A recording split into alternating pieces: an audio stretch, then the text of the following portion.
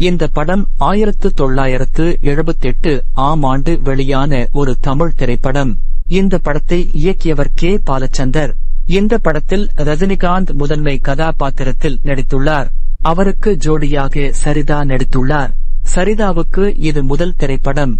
இந்த படத்தில் ரஜினிகாந்தும் சரிதாவும் நடித்த விதம் பலரால் பாராட்டப்பட்டது.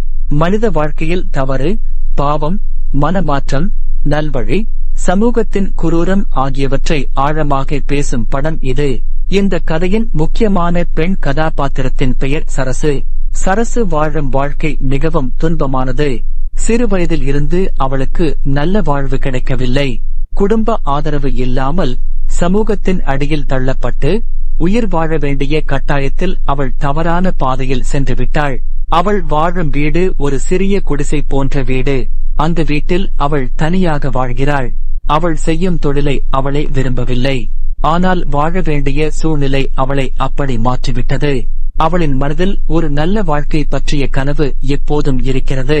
ஒரு நல்ல கணவன், ஒரு அமைதியான குடும்பம், மரியாதையான வாழ்க்கை என்று அவள் உள்ளம் ஏங்குகிறது.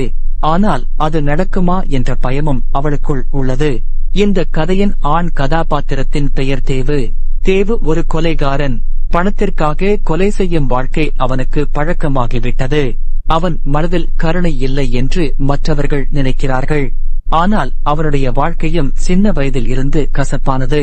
அவனுக்கு சரியான குடும்ப பாசம் கிடைக்கவில்லை. அவனுக்கு ஒரு அரை சகோதரன் இருக்கிறான். அவன் பெயர் சோமு. சோமு பணக்காரன், ஆனால் மனம் இல்லாதவன். பெண்களை அவன் பொம்மை போல நடத்துவான். ஒருத்தியை விட்டுவிட்டு இன்னொருத்தியிடம் போவது அவனுக்கு சாதாரணம். பெண்களை அவமதிப்பது அவனுக்கு பழக்கம். ஒரு இரவு தேவு ஒரு வேலையை முடித்துவிட்டு நகரத்தின் இருண்ட தெருக்களில் நடந்து செல்கிறான். அப்போது காவல்துறை அவனை துரத்துகிறது. பிடிபட்டால் வாழ்க்கை முடிந்துவிடும் என்ற பயத்தில் அவன் ஓடுகிறான். ஓடும்போது ஒரு சிறிய வீட்டின் கதவு திறந்திருப்பதை பார்க்கிறான். அது சரசுவின் வீடு. வேறு வழி இல்லாமல் அவன் அந்த வீட்டிற்குள் நுழைந்து ஓடுகிறான். சரசு அவனை பார்த்து பயப்படுகிறாள். ஆனால் அவன் காயமடைந்த நிலையில் இருப்பதை பார்த்து அவள் மனம் கரைகிறது. அவனை வெளியே அனுப்பினால் அவன் சாவான் என்று அவள் உணர்கிறாள். அதனால் அவனை வீட்டுக்குள் ஒளித்து வைக்கிறாள். அந்த இரவு இருவருக்கும் வாழ்க்கையை மாற்றும் இரவாக மாறுகிறது. தேவு யார் என்று சரசுவுக்கு தெரியாது. சரசு என்ன தொழில் செய்கிறாள் என்று தேவுக்கும் தெரியாது. ஆனால் இருவரின் கண்களிலும் ஒரே மாதிரியான வலி தெரிகிறது. பேசாமல் இருந்தாலும் மனங்கள் பேச ஆரம்பிக்கின்றன. அந்த இரவில் காவல்துறை போய்விட்ட பிறகு தேவு நிம்மதியாக மூச்சு விடுகிறான். சரசுவுக்கு நன்றி சொல்கிறான். அவள் அவனை மனிதனாக பார்க்கிறாள். முதல் முறையாக அவன் யாரிடமும் பாதுகாப்பாக உணர்கிறான். அதன்பின் தேவு அடிக்கடி சரசுவின் வீட்டிற்கு வர ஆரம்பிக்கிறான். அவள் வீட்டில் அவனுக்கு ஒரு அமைதி கிடைக்கிறது. சரசுவும் தேவுவை மற்ற ஆண்கள் போல பார்க்கவில்லை. அவன் அவளிடம் மரியாதையாக பேசுகிறான். அவளை ஒரு மனிதியாக மதிக்கிறான். இது சரசுவுக்கு புதிதான உணர்வு. இருவரும் மெதுவாக காதலிக்க ஆரம்பிக்கிறார்கள். ஆனால் இருவருக்கும் தங்களுடைய கடந்த வாழ்க்கை ஒரு பெரிய சுவர் போல நிற்கிறது. இந்த காதல் நீடிக்குமா என்ற சந்தேகம் இருவருக்கும் இருக்கிறது. தேவுவின் வாழ்க்கையில் இன்னொரு முக்கிய சம்பவம் நடக்கிறது. ஒரு நாள் அவனை ஒரு தொழிற்சங்க தலைவரை தாக்க சொல்லி அனுப்புகிறார்கள். அந்த தலைவர் ஒரு கடுமையாக நோய்பட்ட தொழிலாளிக்கு மருந்து கொண்டு போகும் வழியில் இருக்கிறார். பணத்திற்காக தேவு அவரை தாக்குகிறான். அந்த தாக்குதலின் போது அந்த தொழிலாளி மருந்து கிடைக்காமல் இறந்து விடுகிறார். அந்த மனிதனின் மனைவி அழுது கதறுகிறாள். அந்த அழுகுரல் தேவுவின் மனதை குத்துகிறது. முதல் முறையாக அவன் செய்த தவறு அவன் கண்களுக்கு தெரிகிறது. அவன் மனம் உடைந்து போகிறது. அந்த இரவு தேவு சரசுவின் வீட்டிற்கு வந்து அழுகிறான். தன் வாழ்க்கை முழுக்க செய்த பாவங்கள் அவன் கண் முன்னே வந்து நிற்கின்றன. சரசு அவனை அமைதிப்படுத்துகிறாள். அவனுக்கு தாயாகவும் தோழியாகவும் இருக்கிறாள். அந்த நேரத்தில் தேவு ஒரு முடிவு எடுக்கிறான். இனிமேல் இப்படிப்பட்ட வாழ்க்கை வேண்டாம், நல்ல மனிதனாக மாற வேண்டும் என்று சொல்கிறான். சரசுவையும் இந்த வாழ்க்கையில் இருந்து வெளியே கொண்டு வர வேண்டும் என்று நினைக்கிறான். சரசுவின் மனதில் இது ஒரு கனவு போல இருக்கிறது. ஆனால் அந்த கனவு நிறைவேறுமா என்ற பயமும் அவளுக்கு இருக்கிறது. தேவு அந்த இரவில் எடுத்த முடிவு சாதாரண முடிவு இல்லை. அவன் மனதில் இருந்த இருள் கொஞ்சம் கொஞ்சமாக விலக ஆரம்பித்தது. சரசுவின் முன்னால் அவன் ஒரு குழந்தை போல அழுதான். அவள் அவன் தலையை தடவி இனிமேல் நல்லபடி வாழலாம் என்று நம்பிக்கை கொடுத்தாள். அந்த நம்பிக்கை சரசுவுக்கே ஒரு புதுமையான உணர்வாக இருந்தது. பல ஆண்களை அவள் பார்த்திருக்கிறாள். ஆனால் அவளிடம் மனித மனத்தோடு பேசிய முதல் ஆண் தேவுதான். அவளையும் ஒரு பெண்ணாக, ஒரு மனைவியாக பார்க்கும் கண்கள் அவனுடையவைதான். அடுத்த நாட்களில் இருவரும் அடிக்கடி பேச ஆரம்பித்தார்கள். தேவு தன் பழைய வேலைகளை மெதுவாக விலக்கிக் கொள்ள முயற்சி செய்தான். அவனை வேலைக்கு பயன்படுத்தியவர்கள் அவனை இழிவாக பார்த்தார்கள். இவன் இனிமேல் பயமில்லை என்று நினைத்தார்கள். முன்பு அவன் பெயரை கேட்டாலே நடுங்கியவர்கள் இப்போது அவனை உதாசீனமாக பார்த்தார்கள். இதையெல்லாம் தேவு பொறுத்துக் கொண்டான். நல்ல வாழ்க்கைக்கு இது ஒரு விலை என்று நினைத்தான். சரசுவும் தன் வாழ்க்கையை மாற்ற நினைத்தாள். அந்த தொழில் அவளுக்கு வெறுப்பாக இருந்தாலும் அதுவே அவளின் வாழ்வாதாரம். அதை விட்டால் என்ன செய்வது என்ற கேள்வி அவளை இரவில் தூங்க விடவில்லை. தேவு வேலை பார்த்து சம்பாதிக்க வேண்டும், ஒரு வீட்டை நடத்த வேண்டும், சாதாரண குடும்பம் போல வாழ வேண்டும் என்று இருவரும் கனவு கண்டார்கள். தேவுவுக்கு வேலை கிடைப்பது எளிதாக இல்லை. அவனுடைய கடந்த காலம் அவனை தொடர்ந்து துரத்தி வந்தது. எங்கே போனாலும் அவனை சந்தேகமாக பார்த்தார்கள். ஒருவரும் அவனை நம்பவில்லை. சரசு அவனுக்கு தைரியம் கொடுத்தாள். எப்படியாவது ஒரு வேலை கிடைக்கும் என்று சொல்லி அவனை உற்சாகப்படுத்தினாள். இந்த இடத்தில் சோமு மீண்டும் அவர்களின் வாழ்க்கையில் நுழைகிறான். சோமு தேவுவின் அரை சகோதரன்.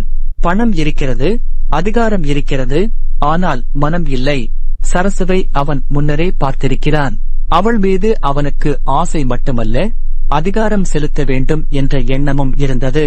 தேவு வேலை தேடி அலைவது தெரிந்து சோமு ஒரு வாய்ப்பு போல நடித்து உதவி செய்ய முன்வருகிறான். சோமு தேவுவுக்கு கடன் கொடுக்கிறான். அந்த கடன் தேவுவுக்கு ஒரு நம்பிக்கையாக தெரிகிறது. ஆனால் சரசுவுக்கு அந்த கடன் ஒரு பயமாக இருக்கிறது. சோமு நல்லவன் இல்லை என்று அவளுக்கு தெரியும். அவன் பார்வையில் ஒரு அருவருப்பு இருக்கிறது. ஆனாலும் வேறு வழி இல்லாமல் அவள் அமைதியாக இருக்கிறாள். சோமு அந்த கடனை காரணமாக வைத்து சரசுவை அடிக்கடி தொந்தரவு செய்ய ஆரம்பிக்கிறான். வீட்டுக்கு வருகிறான். தேவுவை இழிவாக பேசுகிறான். சரசுவின் மனதை காயப்படுத்துகிறான். தேவு இதையெல்லாம் பார்த்தும் பொறுத்துக் கொள்கிறான். கடனை திருப்பித் தர வேண்டும் என்ற எண்ணமே அவனுக்கு முதன்மை. ஒரு நாள் சோமு தன் உண்மையான முகத்தை காட்டுகிறான். தேவுவை அவன் ஆட்கள் பிடித்து வைத்து சரசுவை கொடுமைப்படுத்துகிறான். தேவு தன் கண் முன்னே அந்த கொடூரத்தை பார்க்க வேண்டிய நிலை வருகிறது. அவன் கத்துகிறான், அழுகிறான். ஆனால் அவனால் எதுவும் செய்ய முடியவில்லை.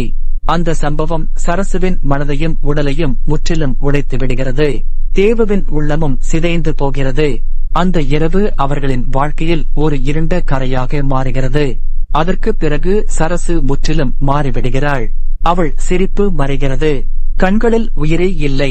தேவும் ஒரு நிழல் மனிதனாக மாறுகிறான்.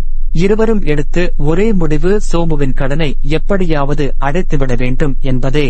அதற்காக தேவு ஒரு தவறான முயற்சி செய்கிறான். திருட முயற்சி செய்கிறான். ஆனால் அந்த முயற்சி தோல்வியில் முடிகிறது. காவல்துறை அவனை பிடித்து சிறையில் அடைக்கிறது.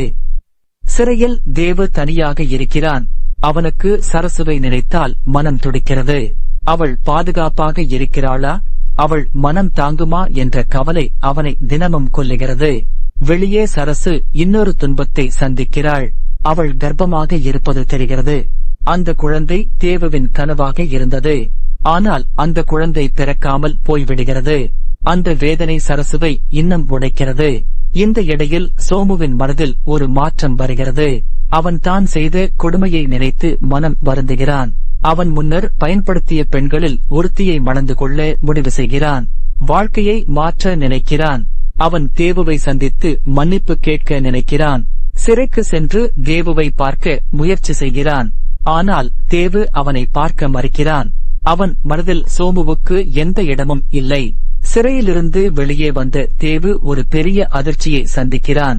தன் குழந்தை பிறக்காமல் போனது, சரசு மீண்டும் பழைய வாழ்க்கைக்கு திரும்பியிருக்கிறாள் என்ற உண்மை அவனை பைத்தியமாக்குகிறது. அவன் கண்களில் கோபம், வலி, வேதனை எல்லாம் கலந்து நிற்கிறது. அவன் நேராக சோமுவின் வீட்டிற்கு செல்கிறான். அங்கே சோமு ஒரு மாற்றம் அடைந்த மனிதனாக இருக்கிறான். திருமணம் செய்து அமைதியான வாழ்க்கை வாழ முயற்சி செய்கிறான். ஆனால் தேவுவின் மனதில் பழைய காயங்கள் இன்னும் இரத்தம் சொருகின்றன. கோபத்தில் அவன் சோமுவை கொன்றுவிடுகிறான். கொன்ற பிறகே சோமு மாறிய மனிதன் என்பதை அவன் உணர்கிறான். அந்த உணர்வு அவனை உள்ளுக்குள் சுடுகிறது. அவன் செய்த தவறை திரும்ப பெற முடியாது. காவல்துறை தேவுவை கைது செய்கிறது. அவனை சிறைக்கு அழைத்து செல்லும் வழியில் சரசுவை பார்க்கிறார்கள். அவள் ஒரு ஆணுடன் சண்டை போட்டுக் கொண்டிருக்கிறாள். அவளையும் காவல்துறை கைது செய்கிறது. வாழ்க்கையை மாற்ற நினைத்த 2 மனிதர்கள் சமூகத்தின் கொடூர சக்கரத்தில் மீண்டும் சிக்கிக் கொள்கிறார்கள். அந்த காட்சியோடு படம் முடிவடைகிறது. இந்த கதை மனித வாழ்க்கையின் தவறுகள், மாற்றம், மனமாற்றம், சமூகத்தின் மன்னிக்காத தன்மை ஆகியவற்றை ஆழமாக சொல்கிறது. தவறு செய்தவன் மாற முயன்றாலும் சமூகம் அவனை விடாமல் பிடித்து இழுக்கிறது என்பதே இந்த கதையின் வலி நிறைந்த உண்மை.